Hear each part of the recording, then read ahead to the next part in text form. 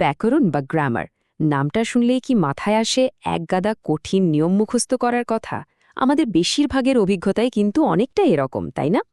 কিন্তু কি হবে যদি বলি আধুনিক শিক্ষা পদ্ধতি এই পুরো ধারণাটাকেই একদম বদলে দিচ্ছে?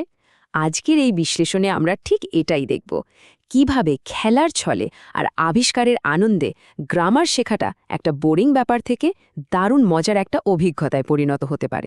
তাহলে প্রশ্নটা কিন্তু থেকেই যায়, গ্রামার ক্লাস কি শুধুই নিয়মের বেড়াজালে আটকে থাকার জন্য? বছরের পর বছর ধরে কিন্তু আমাদের শিক্ষা ব্যবস্থায় এটাই যেন মূল ধারণা হয়ে দাঁড়িয়েছিল। কিন্তু জানেন, আধুনিক শিক্ষাবিদরা বলছেন এই পদ্ধতিটা শিক্ষার্থীদের আত্মবিশ্বাস বাড়ানোর বদলে বরং কমিয়ে দেয়। আসল লক্ষ্যটা সেটা আসলে একদমই অন্য কিছু। এই দুটো পদ্ধতির পার্থক্যটা জানেন তো? এই ছবি দুটো দেখলে একদম পরিষ্কার হয়ে যায়। বাঁদিকের ছবিটা দেখুন, আমাদের অনেকের কাছে খুব চেনা, তাই না?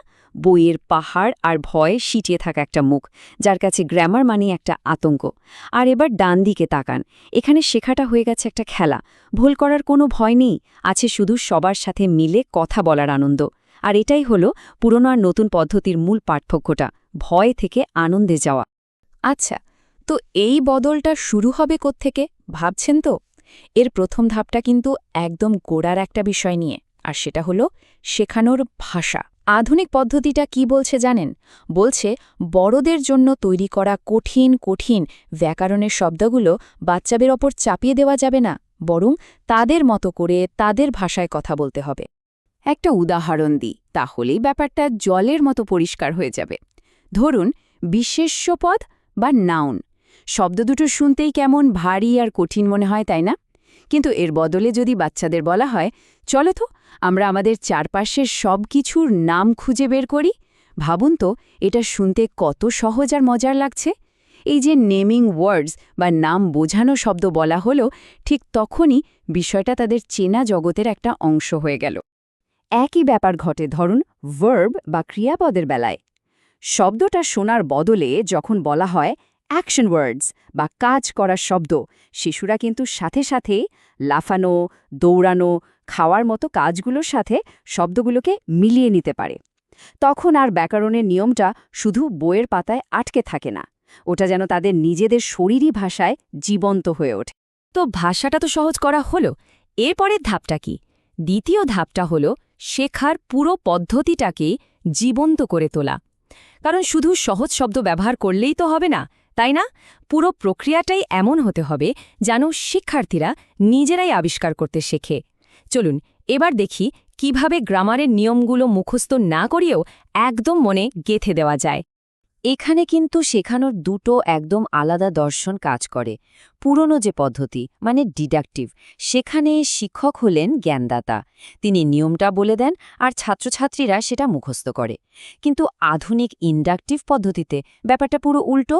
এখানে শিক্ষক হয়ে যান একজন গাইড বা সহায়ক, তিনি শুধু কিছু উদাহরণ দেন আর শিক্ষার্থীরা ঠিক যেন গোয়েন্দার মতো সূত্র খুঁজে খুঁজে নিজেরাই নিয়মটা আবিষ্কার করে। আর ভাবুন তো, নিজে যেটা আবিষ্কার করা হয় সেটা কি আর ভোলা যায়? এই যে বললাম আবিষ্কার পদ্ধতি, এটা আসলে ক্লাসে কিভাবে কাজ করে দেখুন, এটা একটা দারুণ উদাহরণ। শিক্ষক শুধু বললেন 1 ক্যাট 2 ক্যাটস, তারপর জিজ্ঞেস করলেন, আচ্ছা এখানে কি হচ্ছে বলতে পারবে? শিক্ষার্থীরা যখন নিজেরাই প্যাটার্নটা খুঁজে বের করে বলে, ও শেষে একটা এস যোগ হচ্ছে, তখন ওই নিয়মটা আর তাদের কাছে চাপিয়ে দেওয়া কিছু মনে হয় না, ওটা হয়ে যায় তাদের নিজেদের একটা অর্জন। আর এই টেবিলটা দেখলেই বোঝা যায় যে গ্রামারের সবচেয়ে বোরিং কনসেপ্টগুলোকেও কিভাবে খেলায় বদলে ফেলা যায়। যেমন ধরুন নাউন হান্ট খেলাটার কথা, বাচ্চারা পুরো ক্লাসরুম দৌড়ে বেড়াচ্ছে আর জিনিসের নাম খুঁজছে। অথবা ধরুন মিস্ট্রি ব্যাগ থেকে একটা জিনিস বের করে সেটার বর্ণনা দিচ্ছে, আর খেলতে খেলতেই অ্যাডজেক্টিভ শিখে ফেলছে। এইভাবে শিখলে সেটা আর পড়াশোনা মনে হয়? একদম না, মনে হয় যেন একটা দারুণ অ্যাডভেঞ্চার চলছে। আসলে শেখার আসল জাদুটা কিন্তু তখনই হয় যখন আমাদের অনেকগুলো ইন্দ্রিয় একসাথে কাজ করে। একেই বলে লার্নিং থ্রু অ্যাকশন, মানে কাজের মাধ্যমে শেখা। ভাবুন, একজন শিক্ষার্থী যখন জাম্প শব্দটা শোনার সাথে সাথে লাফ দেয়, তখন তার ব্রেন, কান, শরীর সবকিছু একসাথে শিখছে। ঠিক সেভাবেই একটা সত্যিকারের আপেল হাতে নিয়ে সেটার বর্ণনা দেওয়া বইয়ের পাতা থেকে শুধু বর্ণনা পড়ার চেয়ে হাজার গুণে বেশি কার্যকর। তো এতক্ষণ আমরা অনেক পদ্ধতি আর টেকনিক নিয়ে কথা বললাম, কিন্তু এগুলোর চেয়েও জরুরি একটা জিনিস আছে, আর সেটা হলো শিক্ষকের মানসিকতা। কারণ একজন আধুনিক শিক্ষক শুধু এটা ভাবেন না যে তিনি কি শেখাবেন, তিনি ভাবেন কেন তিনি একটা নির্দিষ্ট উপায় শেখাচ্ছেন।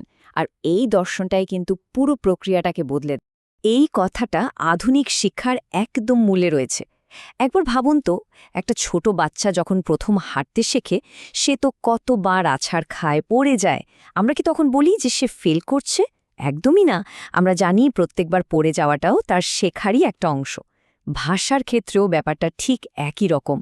প্রত্যেকটা ভুল আসলে এটাই প্রমাণ করে যে শিক্ষার্থী চেষ্টা করছে, সে এগিয়ে যাচ্ছে। এই স্লাইডটা দুটো খুব জরুরি ধারণার মধ্যে পার্থক্যটা দেখাচ্ছে। একটা হলো ভাষা শেখা বা ল্যাঙ্গুয়েজ লার্নিং, আর অন্যটা হলো ভাষা আয়ত্ত করা বা ল্যাঙ্গুয়েজ অ্যাকুইজিশন। শেখা জিনিসটা অনেকটা অঙ্ক কষার মতো, নিয়ম জেনে বুঝে খুব সচেতনভাবে করা। আর আয়ত্ত করা হলো ঠিক যেভাবে আমরা আমাদের মাতৃভাষা শিখি, মানে কথা বলতে বলতে, খেলতে খেলতে প্রায় অবচেতনভাবেই ভাষাটা নিজের হয়ে যায়। আধুনিক শিক্ষা কিন্তু এই দ্বিতীয়টার উপরেই সবচেয়ে বেশি জোর দেয়। আর ঠিক এই কারণে একটা আধুনিক ক্লাসরুমের আসল লক্ষ্য হল এমন একটা অ্যাকুইজিশন রিচ এনভায়রনমেন্ট তৈরি করা, মানে ভাষা আয়ত্ত করার জন্য একটা দারুণ পরিবেশ বানানো। এমন একটা নিরাপদ জায়গা যেখানে শিক্ষার্থীরা কোনো ভয় ছাড়াই ভাষা নিয়ে এক্সপেরিমেন্ট করতে পারবে, ঠিক যেমন একটা গাছ নিজের ছন্দে নিজের মতো করে বেড়ে ওঠে। এখানে গ্রামার কোনো দেয়াল নয়, বরং যোগাযোগের একটা ব্রিজ বা সেতু।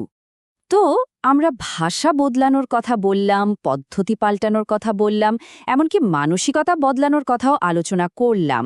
কিন্তু এই সব কিছুর শেষে আসল কথাটা কি? চূড়ান্ত টেক অ্যাওয়েটা কি?